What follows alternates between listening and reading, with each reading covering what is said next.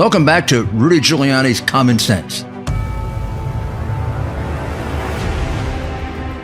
It's our purpose to bring to bear the principle of common sense and rational discussion to the issues of our day. America was created at a time of great turmoil, tremendous disagreements, anger, hatred. There was a book written in 1776 that guided much of the discipline of thinking that brought to us the discovery of our freedoms, of our God-given freedoms. It was Thomas Paine's Common Sense, written in 1776, one of the first American bestsellers, in which Thomas Paine explained, by rational principles, the reason why these small colonies felt the necessity to separate from the Kingdom of Great Britain and the King of England. He explained their inherent desire for liberty, for freedom, freedom of religion, freedom of speech, the ability to select the people who govern them. And he explained it in ways that were understandable to all the people, not just the elite. Because the desire for freedom is universal. The desire for freedom adheres in the human mind, and it is part of the human soul. Today we face another time of turmoil, of anger, very serious partisan division. This is exactly the time we should consult our history. Look at what we've done in the past and see if we can't use it to help us now. We understand that our founders created the greatest country in the history of the world, the greatest democracy, the freest country, a country that has taken more people out of poverty than any country ever. All of us are so fortunate to be Americans. We're not a perfect country. They weren't perfect men and women, and neither are we. But they did it better than anyone else, and that has to be our goal, to keep America a leader. But a great deal of the reason for America's constant ability to self-improve is because we are able to reason. We're able to talk, we're able to discuss, we're able to analyze, we're able to apply our God-given common sense. So let's begin. Today, we're going to continue with the trial. And we're going to concentrate on what would be the first two pieces of evidence, the first two witnesses in the trial. Now remember, what we're contrasting this is with the phony impeachment that the House of Representatives, the Democrats, purely partisan, brought against the president for non-impeachable offenses. That would be as if I tried to try someone for non-crimes. That's why it's entirely unconstitutional, completely illicit, and in my humble opinion, should be paid for by the Democratic National Committee because it's a political ad. The whole premise, I guess, of that phony political exercise is this theory that President Trump and I were trying to dig up dirt on poor Joe Biden. And nothing could be further from the truth. And I think the trial will prove that. On November 28th or so of 2018, when I first found out about the Ukrainian collusion, I wasn't thinking about Joe Biden. He was the furthest thing from my mind. I was sitting there in my office thinking about defending my client against the false Democratic charges of Russian collusion, charges that were manufactured, looks to me like somewhat in the White House, and charges that were manufactured certainly by Obama people and Democrats. And when I was told that there was evidence of Ukrainian criminality and corruption that made whatever was going on in Russia look tame, if anything went on in Russia at all, I met with the gentleman who had the information. He gave it to me in a responsible way. And then I did what I was supposed to do as a good lawyer. I investigated the case to prove my client's innocence. And the mistake I made was I found, wow, did I find a scandal? Ooh.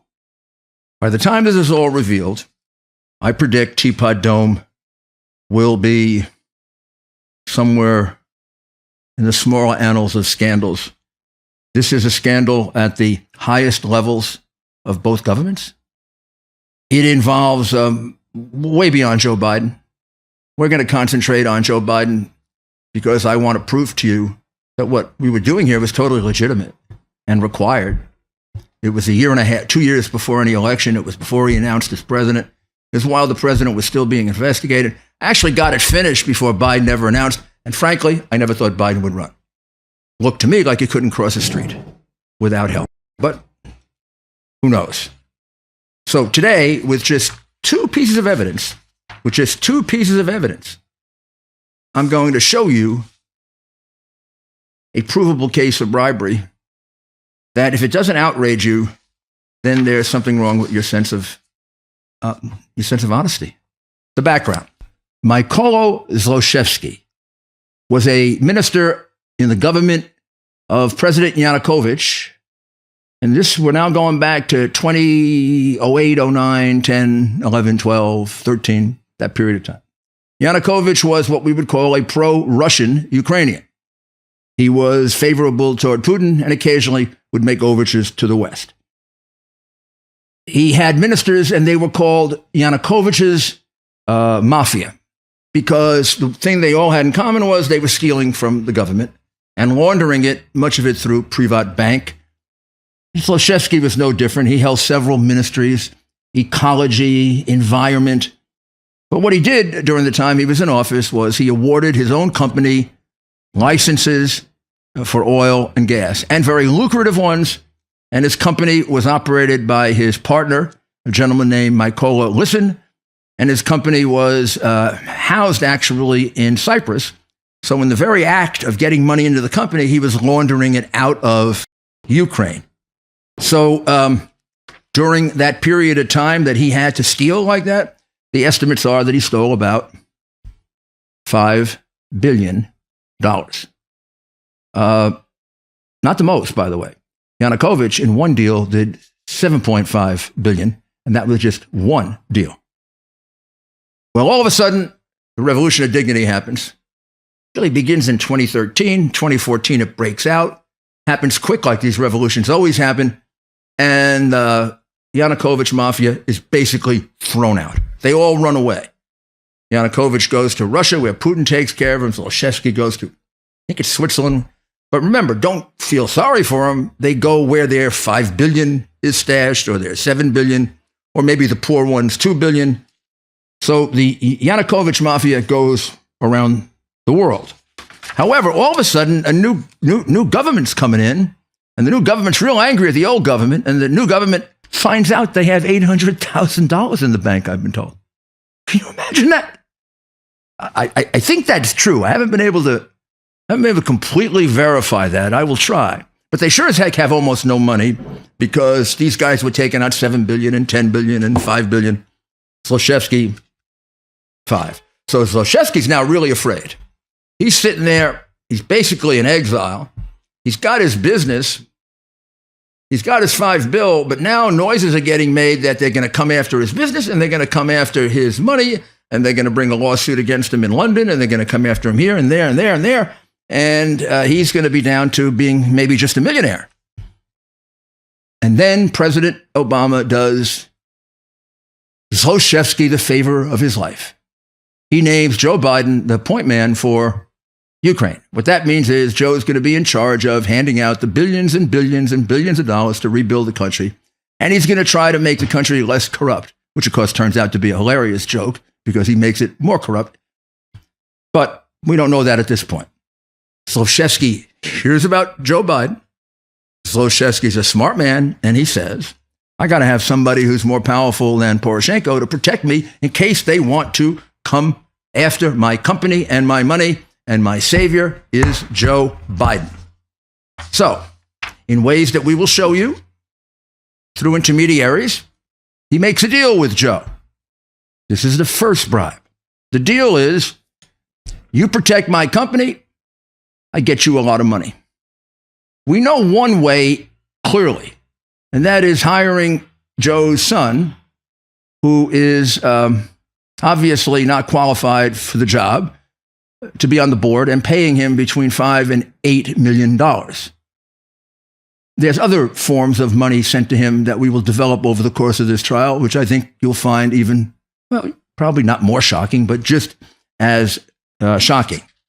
So basically, what this bribe starts out as is, this is for Zlochevsky to protect his business against being taken by the government of Ukraine. Now, why do they pick Joe? You're going to find out a lot of reasons why, but I don't think you and I really knew Joe Biden. Like going back to his Delaware days, and his family's been monetizing Joe's public office for years. His brother James, his younger brother Hunter. I mean, this little scheme, they sell Joe's office and they make thousands, and then Joe says, I don't know. This little scheme was going on for a long, long time. It became worldwide when he became vice president and he got the job of point man, because everywhere Joe was a point man, the Biden family enterprise took in now millions. And we'll go through all those too, but let's just stick with this one. But no reason why Zlochevsky, a man of the world, wouldn't know what we didn't know, that the Biden family was in it for money and for big money. So we heard the tape last week. We heard Joe say on tape, you're going to get rid of the prosecutor, and if you don't get rid of the prosecutor, you're not going to get your loan guarantee that you desperately need. As I pointed out to you then, that alone is the crime of bribery. We don't need any more. That's it. It has to be corrupt. Got to add a little evidence that he knew about his son being under investigation. You'll see there's a pile of it. So you could kind of do this on one tape and lots of documents. 3 elements to the crime of bribery, once again. Offering something of value to affect public office, doing it corruptly. Something of value, a loan guarantee, affecting public office, firing the prosecutor, corruptly getting the son, and remember the first bribe, and Zlochevsky, and Zlochevsky's company, and Soros's company, and out of trouble. So there's plenty of corruptlies. But now we also have witnesses. And the first witness, if I were doing this at a trial, would be a man named Viktor Shokin. On January 23rd, 2019, I interviewed Mr. Shokin by Skype. And you're about to see his testimony, and he said pretty much the same things, both in the testimony he gave me during that Skype, that he was fired because Joe Biden didn't want him investigating Burisma and Hunter Biden and Zlochevsky, and that he held back the money unless Poroshenko did it. He'll give you a whole history of how he was harassed before that. I'm going to tell you something else that's very surprising. And we'll hear it from him. So let's take a short break. And then when we come back, you'll be listening to my questioning of Viktor Shokin, which took place a few months ago live in Kiev. Of course, on tape now, but live then. For those of you who know me, in addition to law and politics, I'm passionate about the Yankees, baseball, football, all sports to watch, golf to play, history to read, opera, classical music to listen to and watch, and cigars to relax and socialize. And I have very definite opinions on the best cigars for the right time and the right place. But the revolution in cigars took place in the 1990s. Most cigars then were machine-made with foreign ingredients. Now it's just the opposite. Most are hecho a mano, man-made, and all organic, natural, and premium. This revolution was led by one man, and one man alone, and his magazine, Marvin Shanken and his Cigar Aficionado magazine. Marvin had been rating wines quite successfully for Wine Spectator magazine, and he brought the rating system, Wine Spectator, to Cigar Aficionado. The first cigars rated in the 90s were soon gone, quick. Even now, the first thing I do when I get my Cigar Aficionado edition is I immediately go look at the ratings. I go look for 92, 93, 94, and I go try them. This quality comparison system revolutionized the cigar industry, and quality rose to the top. Then there's the Cigar of the Year edition. 25 selected, only one number one. The top ones are going to be hard to get. So subscribe to Cigar Aficionado right now through the link on our website. And then go get the ones that are left or order them and smoke them and see if you agree with the ratings and let me know. Sometimes I do agree. And when I don't, I let my opinion be known to Marvin. He listens very, very intently. And then he says to me, Rudy, stick to the law. Also, along with Rated Cigars, Cigar Aficionado has articles on politics, sports, interesting profiles, and Marvin also has Wine Spectator, which I mentioned, and a Whiskey Advocate. So if you like wine, bourbon, scotch, vodka, etc., it's a great guide to the best quality. Subscribe now to Cigar Aficionado through the link on our website. You're going to really enjoy it. It's a great read. Thank you.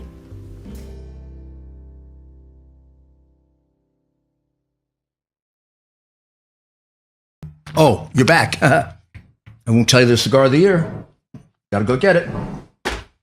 So now it's time for us to hear from our first witness, Viktor Shokin, who will give us what I would call the background and the beginning of all this in his own words. And this will be corroborated by lots of other people, but this is the first witness and a very important one, the former Prosecutor General of Ukraine, Viktor Shokin. So this is a few questions to Mr. Shokin. He spent 2 days with us, so I know he's quite tired, and I know he's been very, very generous with his time. So I'm going to do this quickly as a summary of what you testified to. Несколько вопросов. Мы знаем, вы уже утомились. Вы 2 дня провели с нами, поэтому я постараюсь очень коротко суммировать все, о чем мы говорили. First of all, Mr. Shokin, you were the Prosecutor General of Ukraine from what date to what date? What were your... Прежде всего, в какие даты вы были генеральным прокурором в Украине? С 10 февраля 2015 года From February 15, 2015 по 3 апреля 2016 года. Till April the 3rd, 2016. And when you came into that office, there was already a case against Burisma. Is that correct? Когда вы вступили в должность, дело Бурисма уже было в рассмотрении. Да. Yes. And the case involved money laundering, abuse of power, there were 5 or 6 cases. Isn't that correct? Mr. Shokin, it was not just one case. It was a number of cases. Правда ли то, что там была на самом деле целая группа дел, которые можно категоризовать по некоторым направлениям? Ну, дело в том, что там действительно было очень много дел, но эти дела представляли единое целое. Они касались буризмы, разных направлений незаконной деятельности, но одной организации буризмы.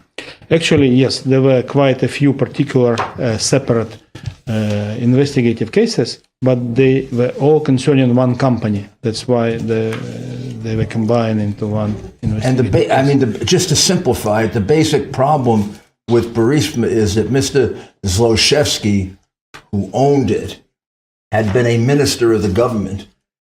Мы правильно понимаем, что основная проблема была в том, что господин Злочевский, который является владельцем, одновременно был министром в правительстве Украины. Да, действительно, он был министром, и действительно, используя свое служебное положение, он получил или незаконно взял себе, по-моему, 7 или 9 разрешений на добычу газа. Absolutely, yes. While being a minister in the cabinet of ministers, he illegally issued to himself 9 licenses for mineral resources, exploration. Did he say illegally? Незаконно. Незаконно, я сказал незаконно. 9 лицензий. Я точно не помню, 7 или 9. Ну, About 9. These are licenses so that the company has a right to explore the mineral resources which are in the country. And there came a time when Mr. Zlochevsky left the country. Isn't that correct? И примерно в это же время господин Злочевский покинул страну. Ну, страну он покинул раньше, еще покинул страну в 2014 году. No, he left Ukraine much earlier in 2014. And when he left, was he under suspicion for having taken a lot of money out of the company? Когда он покинул страну, был ли он под подозрением о том, что он украл много денег? Да, ему вменялось незаконное обогащение, отмытие денег, добытых преступным путем. Yeah, he was incriminated with unlawful enrichment, money laundering. And then there came a time in which he made appointments to his board, particularly Devin Archer and Hunter Biden. И в какой момент произошло назначение новых представителей в совет директоров, особенно Хантера Байдена и Дэвида Арчера? Ну, насколько я помню, это было в апреле 2014 года. As far as I could recall, that was in April 2014. When was his father, Vice President Joseph Biden, appointed or named by President Obama the point man for Ukraine? Вы помните, когда отец Хантера Байдена, Джо Байден, был назначен Обамой представителем по Украине? Точно я не помню, но насколько мне память, если не изменяет, это было либо в конце 2013 или в начале 2014 года. I can't tell you for sure, but as far as I remember, that was end of 2013, beginning of 2014. Before Hunter Biden was appointed to the board. Перед тем, как Хантер Байден был назначен в совет директоров. Definitely yes. So as you can see, Hunter Biden and Devin Archer were not appointed to the board until after Joe Biden was named the point man for Ukraine. And just took a break here because I want to emphasize the following point, which is going to be emphasized now when we go back to the video, which will show the great and vast power that Joe Biden had over the country of Ukraine. So let's go back to the video. And part of Vice President Biden's job was to grant loan guarantees to help with the terrible fiscal problem. Часть работы Джо Байдена была обеспечение финансовых гарантий для Украины от имени США. Да, конечно. У него вообще, значит, дело в том, что, насколько я знаю, то Джо Байден, в его компетенцию входила вся деятельность по Украине, независимо от финансовых гарантий, все что угодно. Well, as far as I know, the competence of Biden included anything connected with Ukraine after he was nominated by Obama, including Joe Biden, including the financial guarantees which the U.S. was considering. And when Hunter Biden was named to the board, did he appear to have any qualifications for being on the board? Когда Хантер Байден был назначен членом совета директоров, есть ли информация о том, что он располагал необходимой квалификацией? Нет. У него не было квалификации вообще никакой. Вы же знаете, что если посмотреть его автобиографию и что он делал, то он просто наркоман, алкоголик. Well, obviously he was not qualified to be a member of the board. We know his biography. He had problems with alcohol and narcotics, and definitely not enough education to be on the board. Didn't he also have? Wasn't he? Were you aware of the fact that he was dismissed from the Navy for failing a cocaine test, a drug test? Вам известен тот факт, что его уволили из военно-морского флота США, он не прошел тест на Да, конечно. Of course, я aware of that. Well, it's quite clear that part of Joe Biden's job was giving out billions, which made him awful powerful. And he basically, according to Shokin, had pretty much plenary authority over Ukraine. So if you were worried about Poroshenko coming after your business, this was the guy who could stop him, particularly if you knew that he was involved with his brother in a shady contract in Iraq and involved in other shady deals with insurance companies and banks. And I mean, we weren't dealing, with a guy that was well, let's say a guy who was clean. So you also see how very quickly he answered the question, did Hunter Biden have any qualifications for board? I think you all know the Russian word "niet," and you can see the grin on his face like, are you kidding me? So we have a man appointed to a board that he has no qualifications for which he's getting somewhere between $5 and $8 million for what is a no-show job. There's got to be another reason for it. The other reason is quite clear: for Joe Biden's protection. And we're going to see now how and when Zlochevsky called in what he paid for. So let's go back. Tell you where the pressure did President Poroshenko tell you that he was getting direct and intense pressure from the U.S. administration and Joe Biden? Поделился ли президент Порошенко с вами информацией, что его, в свою очередь, прессует посольство США и Джо Байден? Нет, Джо Байден, посольство я не знаю, а Джо Байден точно. I'm not sure about the embassy, but definitely Joe Biden, that he conveyed to me. So now I believe that you've heard the gravamen of the crime. Very, very simply, while he was investigating the case, all of a sudden he started to hit pay dirt. And I told you the month of February would be extraordinarily important. Well, extraordinarily important, as Mr. Shokin points out, because on February 2nd, and I think I have the right dates here. I hope I do. I tried to get them right because last time I was a little unclear. On February 2nd, he executes an arrest, Mr. Shokin does, executes an arrest with another man who's going to be testifying later, Mr. Kulyuk, and they seize the business. Well, that's a pretty draconian step, which would frighten Zlochevsky right to the core, because it means your business could be gone.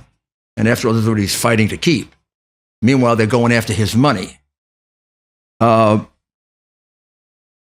this is about the time you would call in the favor, the bribe. You know, Joe, you're going to protect me. Now this guy's coming after me. The president had been trying to back Shokin off for about 4 or 5 months, as you heard Shokin testify, slowly, because Biden had been complaining since December that he was getting too close to the kid. But now all of a sudden, there's not a shot not just at the kid, but at the big man that has the billions. All of a sudden, you're going to see in this month the following. You're going to see 3 calls, February 11, February 18, February 19, between Vice President Biden and Poroshenko. Would you like to get the transcripts of those calls? Do you think with Burisma having just been arrested and with something else happening that I'm about to show you, do you think it's possible that they were talking about the Burisma case? Because right in the middle of this February 2016, the arrest on the 2nd, the telephone calls on the 11th, the 18th, and the 19th between Biden and Poroshenko. Poroshenko getting really angry and livid at Shokin. This comes into the office. This is also February of 2016. And here's a smoking gun. This is a report from the government of Latvia that lays out stone cold money laundering transaction in which Hunter Biden and Devon Archer participated. This is money that goes from originally Ukraine. It goes to a company called WireLogic Technology AS in Belize, disguised as a loan agreement, because this turns out to be payments to board members, by the way. Then it comes out of there through Latvia, goes to a company called Digitech Organization, LLP, which is a United Kingdom company. Again, loan agreements. And then from Cyprus, it kind of goes across the ocean. So we see the amount of money that goes to Mr. Kwasniewski. It's over $1 million. We see the money to Mr. Apter, to a couple others. But if you look at this carefully, and they'll put it up on a screen for you, you'll see that there's something strange about this. They don't show the amount of money for Devon Archer, and they don't show the amount of money for Hunter Biden. Everybody else has 1,300,000, but nothing for them. Here's the Russian version of it. I'm very proud of myself because I translated these green things myself with highly recommend it with an app on an iPhone. So it says here, there's a total of $14,665,982 was laundered, and it ended up in Burisma Holding Limited, Cyprus. And then about $1.9 million went to Digitech, and then it all gets funneled out. Alan Apter gets $302,000. Alexander Kwasniewski gets $1.1 million, and then you just see Devin Archer and Hunter Biden. In case you're making it up, I think I'm making it up. You can also see their names. They actually spell the same way in Russian. So how come they didn't fill in the money for these guys? Yeah, you know what the prosecutor's office was told? The American embassy told them not to give the amounts that went to Hunter Biden and to Devin Archer. Getting a lot of protection for the VP's son. Also, you're going to see connected to this, as the evidence unfolds, conversations in the State Department trying to protect Burisma. Conversations all around the Obama administration trying to protect this corrupt, scummy situation. This is corruption, ladies and gentlemen. This isn't government. This is corruption. This is what you call selling out your oath of office for 24 pieces of silver, except it's a lot more money than 24 pieces of silver. This is selling out the United States of America. Here's the organized crime chart attached to it that the Latvians send, including Hunter Biden. This is a disgrace to our country. You know the biggest disgrace? That this isn't being investigated. But we'll get into that. So these are the documents. That's the testimony. And that's why he got fired in February of 2016. He raided the office. He got a stone cold money laundering transaction. Biden's on the phone with him 3 times. Biden, in his own words, forces him out of office. And they tell you that this was debunked. Liars. And they tell you there's no proof. What did I just show you? Proof. Liars. And why are they covering it up? Because you're going to find out there's a lot more involved in it than just Mr. Biden. A lot more. So, let's now deal with something that has been brought up about Mr. Shokin that we should deal with, and that is, oh, you can't believe Mr. Shokin because Mr. Shokin's corrupt. By that standard, I'm not trying to be funny now, but by that standard, it'd be tough getting witnesses in Ukraine at that level. And Biden was not exactly so worried about corruption when he was dealing with Poroshenko, who was the biggest thief in Ukraine, or his prime minister, who was just as big a thief, who he never asked for them to leave. How come of all the corrupt people, the guys who were sending $20 million to the Clinton Foundation, the ones who were laundering illegal campaign contributions to Clinton, how come the guy he picks on is this guy Shokin? So let's listen to this testimony by Shokin about just how corrupt he is. Before you got to the point where Mr. Poroshenko told you that you had to resign, how many times did the President Poroshenko, how many times would you say he complained to you? Вы не могли бы дать примерно оценку, сколько раз с момента, когда начались эти намеки и просьбы, до вашего увольнения, сколько раз Порошенко пытался вас как бы...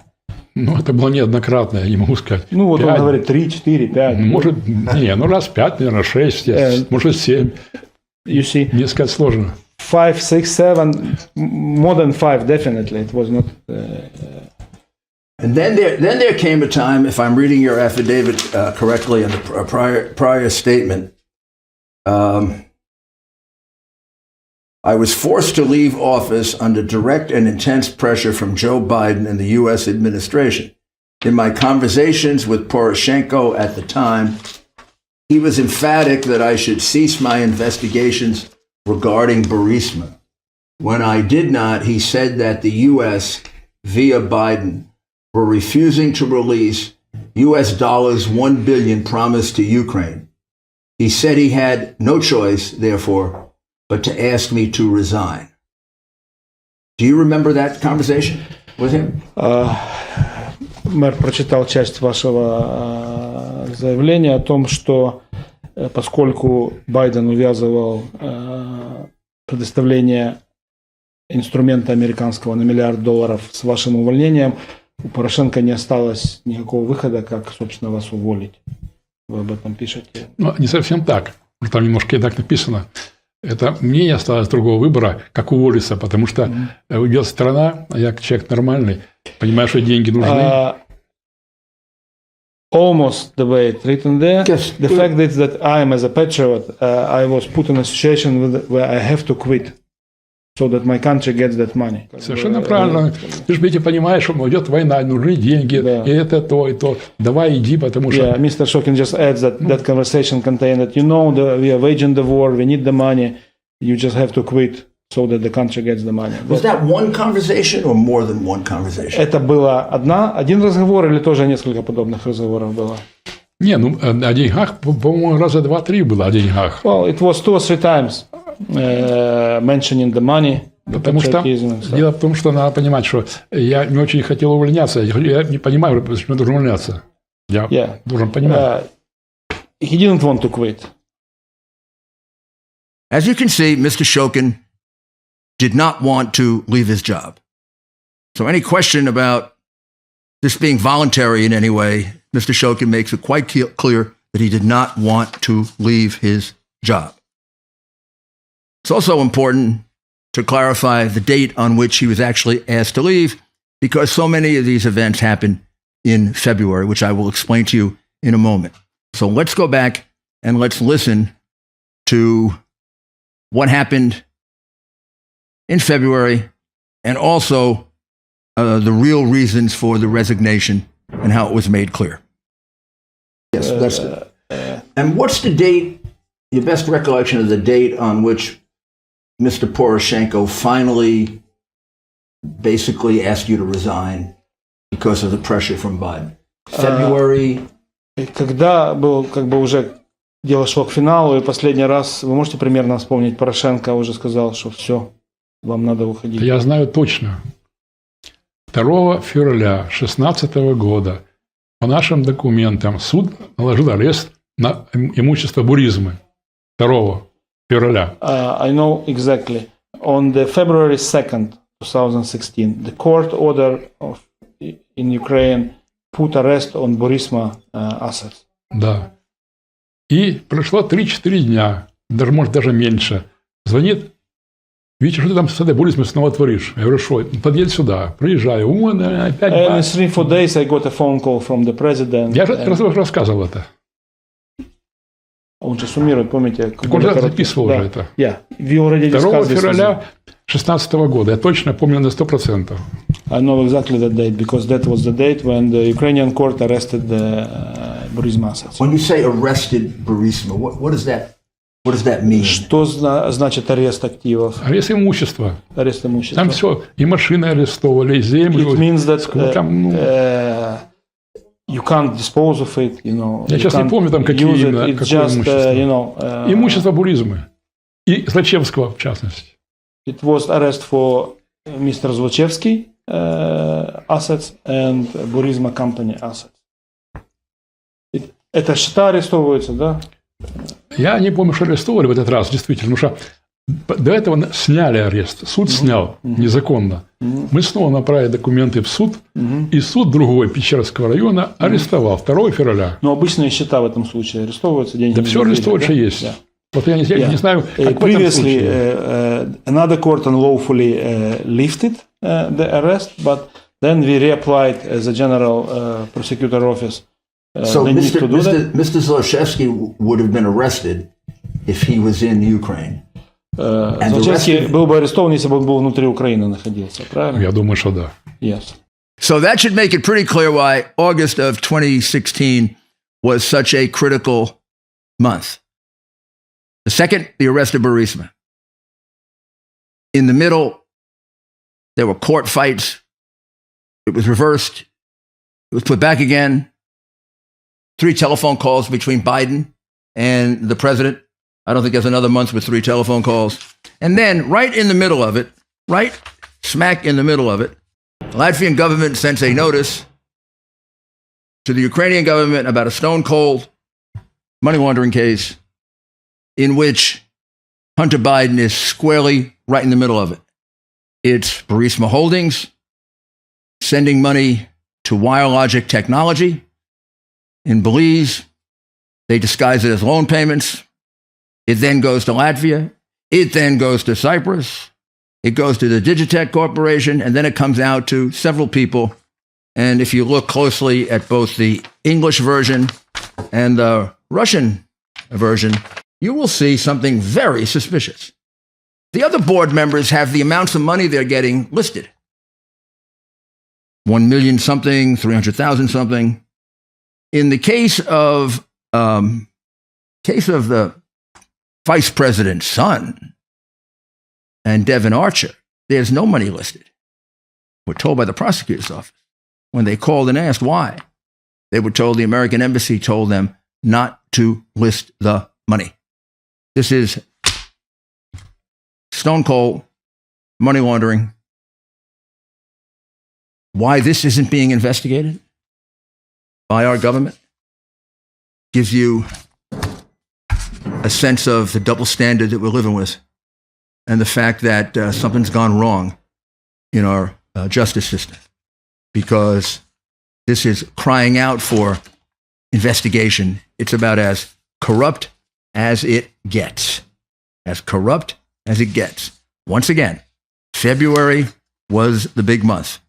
February is the month of the arrest of Burisma, the court case on Burisma, Biden leaning on Poroshenko 3 times, Poroshenko constantly coming in to see Shokin, telling him he better stop, he better stop, he better stop. The wire transfers come in, Hunter Biden clearly involved in it, and then Biden pulls the trigger, tells him you're not getting your money. Poroshenko fires Shokin. And now, let's see what happens after he's fired. But the president made it clear to you that the real reason he wanted you to resign was because of the pressure from the U.S. administration and Biden. Но Because otherwise they wouldn't get the $1 billion loan guarantee. Но вместе с тем президент объяснил, что реальная причина состоит в том, что есть давление со стороны Байдена. Байден требует тебя уволить. Yeah, literally, Biden demands that you are dismissed. And over the next couple of weeks, we'll play more of Shokin's testimony. These are the key ones having to do with the bribe. There's more. I thought it'd also be important to show you 2 other things very quickly about his testimony. First of all, this whole issue about his being corrupt. There was a good deal of investigating done about that. And let me just let you hear his testimony about it, and then I'll show you the documents.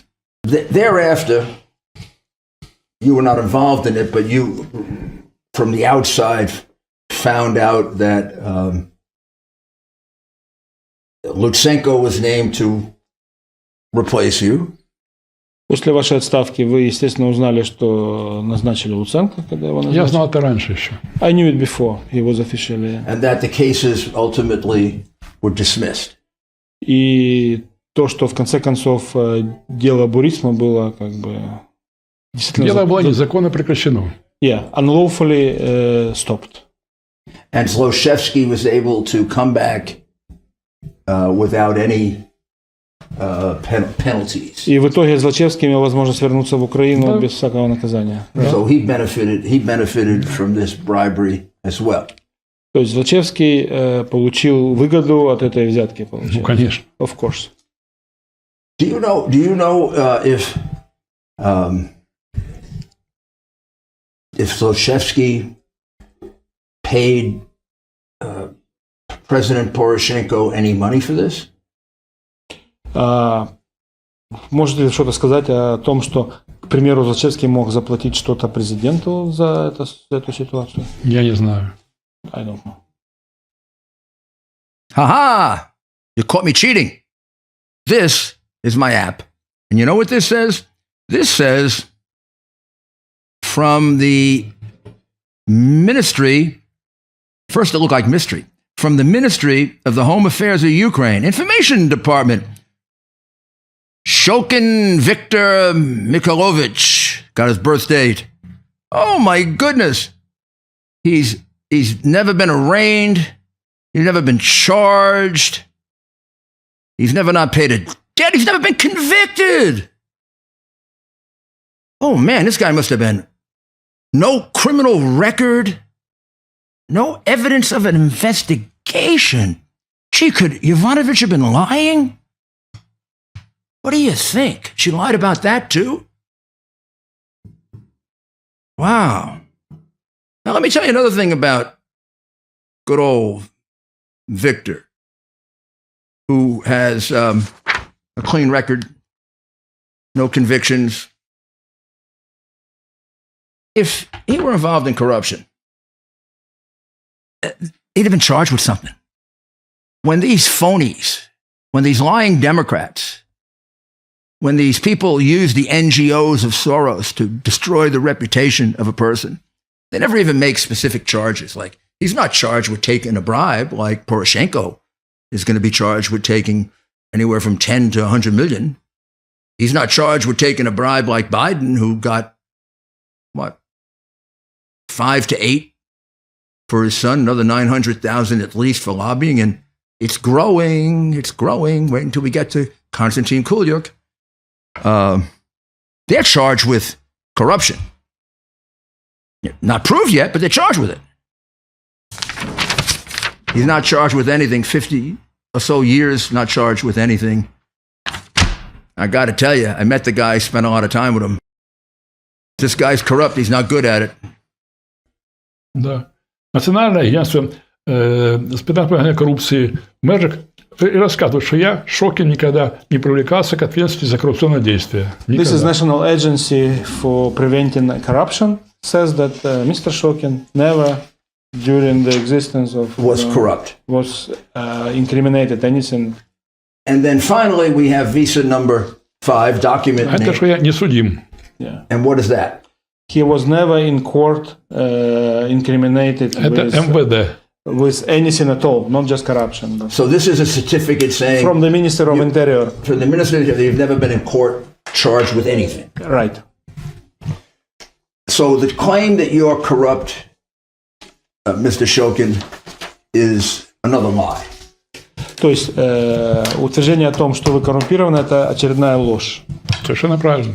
Yes. So you've never been charged with corruption, never been convicted of corruption, never been arrested for corruption, and you're not on any Никогда corruption не list. привлекался, не был обвинен, не был. And do you even know if there is a corruption list in the embassy? Have you ever heard of that before? А вы когда-то слышали о том, что в посольстве существует некий список коррупционеров? Я слышал, что есть в Госдепартаменте. И я знаю, что господин Байден мне это внес. I'm not sure about the embassy, but I've heard that the State Department has a kind of list, and I was put into that list by Mr. Biden. Well, that's about enough for today. I don't want to quickly run through something that is of enormous importance, and that is the danger of this case. And that will be demonstrated next time when Mr. Shokin will testify about the attempt to kill him, and by poisoning, by mercury poisoning, not an unusual way of doing it in that part of the world. I can remember when this happened to Viktor Yushchenko, and he was poisoned shortly before the presidential election because he was the only hope for what they believe would be an honest and solid Ukraine. he was taken to the Rudolph Clinic. I believe he was treated by Dr. Korpin.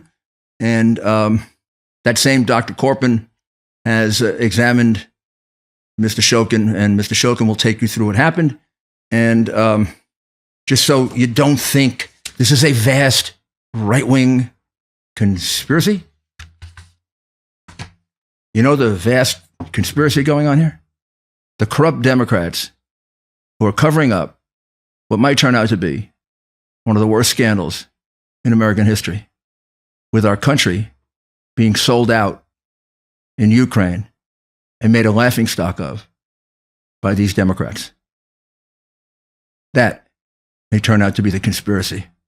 But let's just stick to this one, because I think we've done a pretty good job of proving the Biden family corruption conspiracy.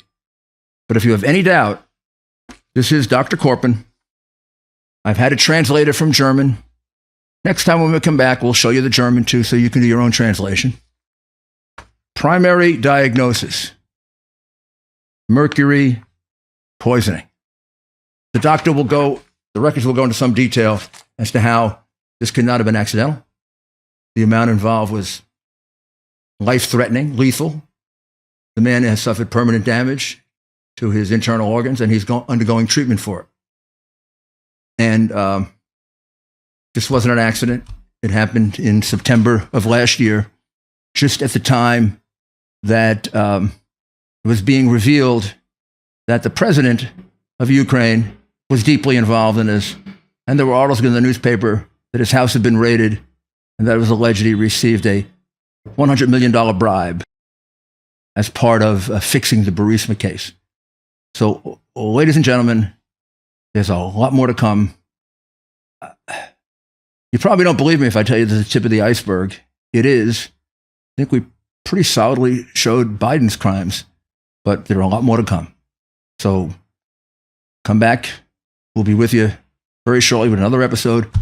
We'll continue with the attempted murder of Shokin, and then we'll go on to the 7 or 8, 9 other witnesses and the 12, 15 documents and tapes that we have that prove this case, maybe 5 or 6 different ways. Thank you.